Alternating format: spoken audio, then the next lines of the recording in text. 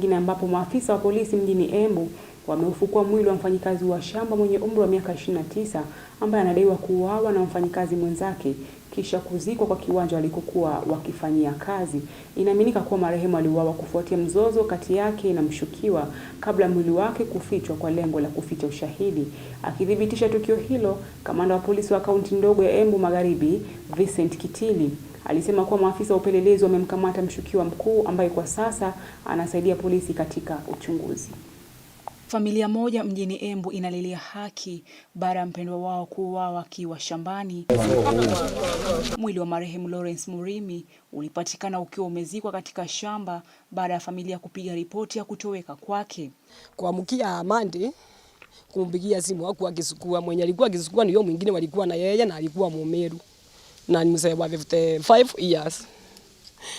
Kutoka hapo tukafuatilia jana mpaka tukapigiwa simu na mdozi akatuambia tukunje, na tukikuja kwake tulikuta mambo si ile tulikuwa tukitanja juu my brother ameshakufa na ameuliwa na huyo mwenzake walikuwa naye, wameinjiliwa na kazi na mtu mmoja. Kwa mujibu wa kamanda wa polisi mjini Embu, uchunguzi ulianzishwa ambapo mshukiwa mauaji hayo alikamatwa na kuwaongoza maafisa wa polisi hadi eneo la tukio, huku mwili huo ukifukuliwa na kupelekwa katika makafani ya Embu Level 5 kwa ajili ya uchunguzi zaidi. Iliripotiwa na mmoja wa wenyeji wa hiyo boma, na baada ya habari kupatikana, OCS Itabwa aliweza kuchukua hiyo nafasi na kuhakikisha amefika kwa boma. Tukajaribu kufanya uchunguzi hapa si pale, lakini hiyo boma tukapata mshukiwa mmoja ambaye tayari ilikuwa imeripotiwa kuna mtu ambaye hajulikani ako wapi, missing person. So wakati tulipoanza ukaguzi wa kupekua hapa na pale, ikawa yule mmoja ambaye kwa hiyo boma walikuwa wafanyikazi wawili ambao wanakaa peke yao.